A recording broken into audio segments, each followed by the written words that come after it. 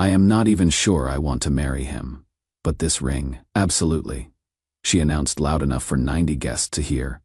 I quietly retrieved the diamond and canceled every vendor until the venue told me someone else had already asked for the footage. Me, Ronan 33M, and Selena 29F have been together for a little over 4 years. She is gorgeous, outgoing, life of every party, basically everything I am not. I am more of the quiet, dependable type. Everything was going great until about a year ago when Celine started dropping heavy hints about getting engaged. And when I say hints, I mean full-on PowerPoint presentations. She would send me Instagram posts of rings, specific links to jewelry sites, even dragged me past Tiffany's, just to browse like 7 times in 1 month. She was very clear about what she wanted: an emerald-cut diamond, 2-3 carats, platinum setting. Nothing less would do. I am not rich, but I have a decent job in it. That ring was going to cost me nearly $16K. I started saving, cutting back on everything. Took me almost 11 months, but I finally had enough. Meanwhile, Celine had already started planning the wedding. She had a venue on hold, caterers lined up, even went dress shopping with her mom and sister. When I asked if this was putting the cart before the horse, she'd just laugh and say, "You are so cute when you are clueless." I should have seen the red flags. My mom certainly did. Every time Celine came for Sunday dinner, my mom would get this look, not disapproving, more concerned. My brother Caden was blunt. "She is using you," he told me once. I brushed it off, so I proposed. Rented out this beautiful rooftop restaurant, invited all our friends and family, her request, and got down on one knee with the exact ring she wanted. She cried, said yes. Everyone cheered. The party was in full swing, champagne flowing. Celine had at least 5 glasses and was showing off her ring to everyone. I was talking to my dad when I overheard her loud voice cutting through the music. I only said yes because this ring is too beautiful. The entire rooftop got quiet. Like in movies, when all the background noise just drops out. She was laughing with her bridesmaids, holding her hand out. "Actually, I have never been sure I wanted to marry him. But just buy me the right ring and I will say yes." 90-some people, all staring at her. Then at me. I felt like I was underwater. My dad gripped my shoulder, but I couldn't look at him. I walked over to her group. She smiled when she saw me, still showing off the ring. "Thank you for being honest," I said quietly. Her smile faltered. "What?" I held out my hand. She stared at it, confused. "The ring," I said. "It was a gift with conditions." "Don't be ridiculous," she laughed, but it sounded hollow. "You are making a scene." I just stood there with my hand out until she reluctantly slid the ring off and placed it in my palm. I put it in my pocket, thanked everyone for coming, and walked out. The next morning, Celine showed up at my door, makeup smeared from crying. She begged me to forgive her, said she was drunk, didn't mean it, loved me more than anything. I just asked her one question: "What part of you ever actually wanted to marry me?" She opened her mouth, closed it, then demanded the ring back. "That was a conditional gift," I said. "You know that." She left screaming that I was ruining her life. Since then, her family has been blowing up my phone. Her mom called me a cruel manipulator. Her sister texted that I was never good enough for Celine anyway. The weirdest turn came yesterday when one of Celine's bridesmaids, Freya, reached out privately. She warned me that Celine was planning to spin this as me abandoning her for no reason. Apparently, this wasn't the first time Celine had made comments like that about the ring. "Keep everything," Freya wrote. Screenshots, texts, anything. She is already telling people you pressured her into the engagement, then humiliated her. I was still processing this when I got an email from the venue. They apologized about the cancellation and mentioned they had security footage from the rooftop that might be relevant if there were any disputes about what occurred. They didn't offer the footage directly, just noted it existed in their records. I don't know what to do now. Part of me is devastated, part relieved. 4 years of my life, nearly a year saving for that ring, and it turns out I was just a means to an end. I haven't posted anything on social media, but Celine is already playing victim online, and people are taking sides. Should I just set the record straight? How do I even begin to get people to believe my side? What I couldn't have known then was that this was just the beginning, the calm before a storm I never saw coming. Update 1. Thank you all for the overwhelming support. I didn't expect this post to blow up the way it did. After getting so much feedback, I decided I needed to at least defend myself. I made a simple post explaining my side without attacking Celine. I mentioned that the venue had security footage, though I didn't have access to it yet. Then I turned off my phone and went for a long drive. When I checked back 3 hours later, Celine had gone into full damage control. She had posted that I was manipulating the narrative and trying to humiliate her, but several people who were at the party had already commented confirming they heard what she said. The tide was starting to turn. What I wasn't expecting was for Freya to take a stand. She messaged me saying she couldn't stay silent anymore. After days of Celine and the other bridesmaids pressuring her to pick a side, she decided to forward me portions of their group chat where Celine had discussed her plans for after the wedding. There were messages about how she was going to upgrade certain aspects of our life once she had the Hale name, because when I am his wife, he will give me whatever I want. Nothing as damning as I had hoped, but enough to show her true priorities. Freya only shared screenshots of the messages directly related to me. She wasn't trying to betray everything, just expose the truth about how Celine viewed our relationship. She was taking a real risk, as Celine had significant social influence in their friend group. That is when things got messy. Celine called me screaming, saying I was ruining her life. Her family started making threat. Her mom Vivienne said they would sue me for defamation. Her sister Marla claimed I was turning everyone against Celine out of spite. The next day, Freya texted that Celine had kicked her out of the bridal party and was spreading rumors that Freya had always been secretly in love with me. For the record, Freya and I were never anything but casual acquaintances before all this. Meanwhile, I contacted the venue to formally request a copy of the security footage. The manager was sympathetic but explained they couldn't just hand it over. It would require proper legal channels. We can preserve it for now, he said. But we had need a formal request or subpoena to release it. Things seemed to calm down for a few days. Then I got a call from my apartment building's management. Someone had filed complaints against me, noise disturbances, and suspicious behavior. When I asked for details, the manager admitted the reports came from the same person, all within 48 hours. I didn't have to be a detective to figure out who was behind it, especially when security confirmed Celine had been to my building multiple times since the engagement ended, though they hadn't let her up to my floor. After that, 2 police officers showed up at my door. Someone had reported concerns about my mental health. The officers quickly realized there was nothing to the report, especially after I calmly explained the situation and showed them the social media posts. We get these vindictive calls sometimes after bad breakups. One officer told me, just document everything, which I have been doing every call, message, and attempted contact. My brother helped me set up a camera at my door after we found notes under it when I wasn't home.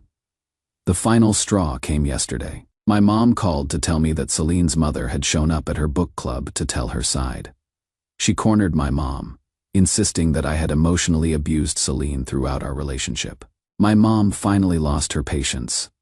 The context, she told Vivienne, is that your daughter saw my son as an ATM with a pulse, and now she is mad the withdrawals have stopped. Today, I received a cease and desist letter from a lawyer representing the Darrow family claiming harassment and defamation. The irony isn't lost on me. I have contacted a lawyer of my own. He says I likely have grounds for a restraining order based on the apartment incidents and false police reports. But we had need to gather more formal evidence. I am working on that now. As for the ring, it is in a safe deposit box. My lawyer advised me to keep it secure until all legal matters are resolved. On the personal front, I am doing okay, I guess. Some days are harder than others. I keep having moments where I forget it is over, and I will pick up my phone to text her about some inside joke. Then it all comes crashing back. The one silver lining is how my true friends have rallied around me. My family has been incredible. Caden's been staying with me a few nights a week, and my parents have me over for dinner constantly. Even Freya has become something of a friend. After the fallout with Celine's group, she reached out to apologize for not speaking up sooner. I convinced myself it was just drunk talk, she said. I didn't want to see what was right in front of me. I know exactly how she feels. If only I had known, then what was waiting for us in that courtroom. Update 2. It has been a month since my last update. The restraining order hearing was yesterday, and I am still processing everything that happened. When we arrived at the courthouse, I was surprised to see how many people were there. Not just Celine and her family, but several of her friends, co-workers, and even the wedding planner. My side was much smaller. Just me, my lawyer, my brother, and my parents. Celine looked different than I expected. She had always been immaculate, perfect hair, designer clothes, flawless makeup. But she came to court with minimal makeup, a simple blue dress, hair pulled back. My lawyer warned me this was probably strategic. She is trying to look like the victim, he whispered. Don't react. When the proceedings started, Celine's lawyer painted me as controlling and vindictive. He claimed I had weaponized social media against an innocent mistake made while intoxicated. He said I had refused to return Celine's property, the ring, and was now trying to further punish her with a restraining order. Then it was my lawyer's turn. He presented what evidence we had. The witness statements from the engagement party, building security logs showing Celine's repeated visits, the apartment complaints, and the police reports. It wasn't as cut and dried as I had hoped without the actual security footage, which we had only managed to get preserved but not released yet. The judge, reviewing our evidence, seemed unconvinced at first. This could be interpreted as attempts at reconciliation, she noted. That is when the venue manager, who we had subpoenaed, testified about the security footage. He described what it showed but explained they couldn't release it without a court order due to privacy policies. The judge immediately requested the footage be provided to the court. While we waited for the footage to arrive, 3 people who had been at the engagement party testified to what they heard Celine say. Their accounts weren't identical. One remembered her saying she never really wanted to marry me. Another recalled her focusing more on the ring itself. This inconsistency actually helped our case, as it felt more authentic than if everyone had the exact same story. When the footage finally arrived and was reviewed by the judge, her expression changed. The audio wasn't perfect, but it clearly captured Celine's comments about the ring being her primary motivation. Miss Darrow, the judge said, what I see is not a misunderstanding or a few misguided attempts at reconciliation. I see a pattern that concerns me. She adjusted her glasses. The video from your engagement party, while unfortunate, is not the only issue before this court today. The issue is your subsequent behavior. Then she turned to me. Mr. Hale, I find sufficient evidence to grant a restraining order. Miss Darrow is to maintain a distance of at least 500 feet from you, your residence, and your workplace for a period of 12 months. She also ordered 14 days supervised digital communications monitoring. When the judge announced her decision, Celine burst into tears. Her mother stood up and started shouting until court officers escorted her out. As we were leaving, Celine's sister Marla approached me in the hallway. I tensed up, expecting more drama, but she seemed conflicted. I still think you went too far with this, she said, but her usual anger was missing. But my sister, she needs help, not just people taking her side all the time. She hesitated, then added, our parents never told her no about anything. Maybe that is part of the problem. It wasn't an apology, but it was something the closest to acknowledgement I would get from her family. After the hearing, my parents invited everyone over for dinner, including Freya, who had provided a written statement for the hearing. It was the first time in weeks I felt like I could breathe. The next morning, I woke up to an email from the wedding planner. She didn't offer any refunds on the non-refundable deposits, but she did connect me with another couple looking for our date, suggesting we might work out a private arrangement. I agreed, and ended up recovering about $4,000 of the nearly $10,000 in deposits. Not everything, but better than nothing. Celine's family is still on the hook for their portion. My lawyer confirmed that legally the ring is mine to keep or sell. It is a conditional gift, contingent on marriage, he explained. Since she is the one who effectively ended the engagement, you are entitled to retain possession. I am thinking of selling it, not out of spite, but because I don't want this expensive reminder sitting in a safe deposit box forever. On the personal front, things are improving slowly. I have started therapy to process everything and understand why I ignored so many red flags. My therapist pointed out that I have a pattern of prioritizing others' happiness over my own well-being, something I am working on changing. I have also reconnected with friends I had drifted away from during my relationship with Celine. She had never liked my college buddies, calling them immature, so I would gradually stop hanging out with them.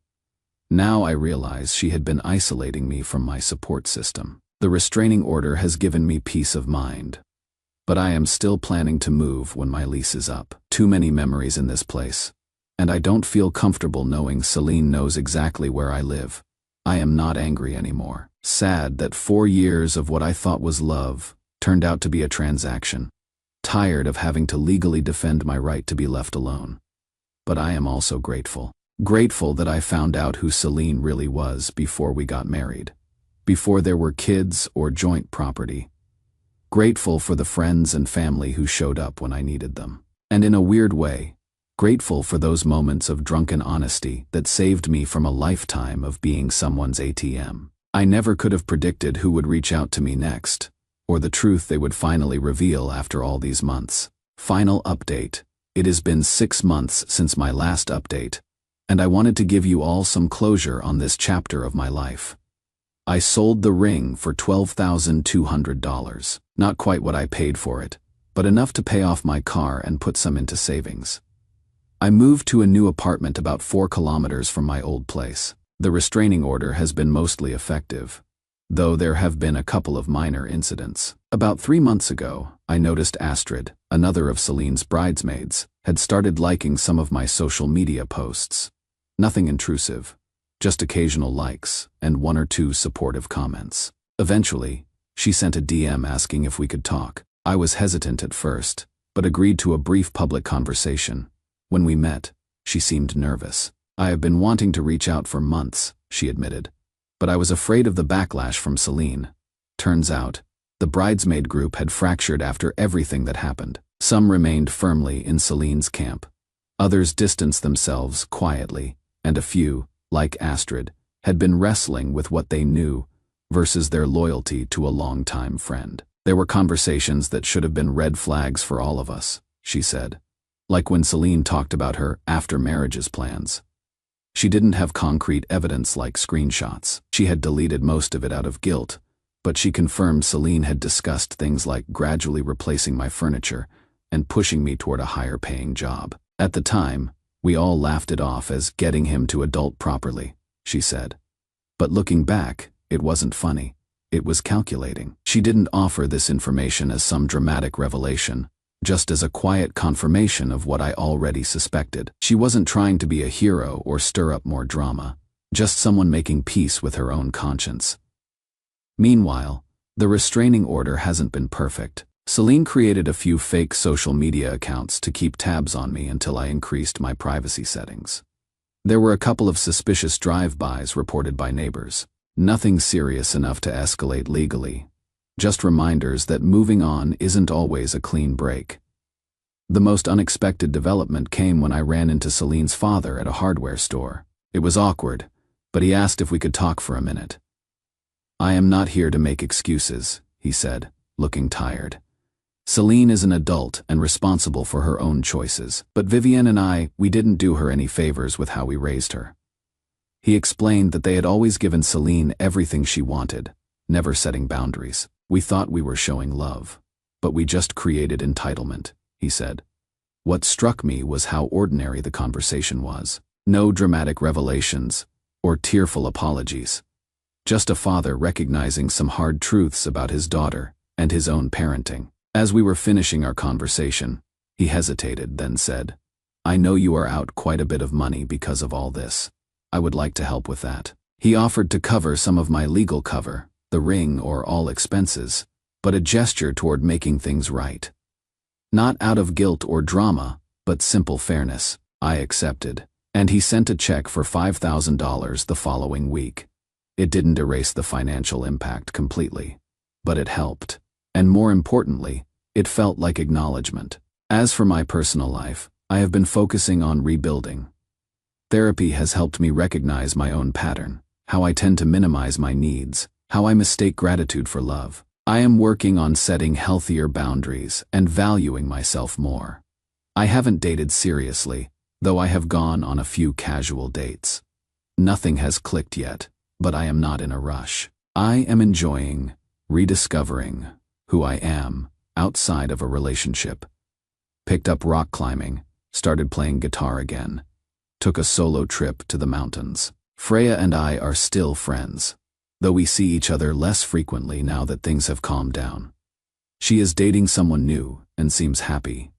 I am glad. She deserves it after everything she risked to help me.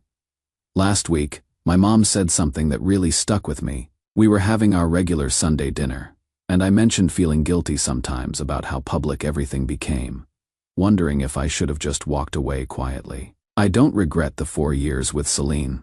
They taught me more about myself and what I really want than any relationship before.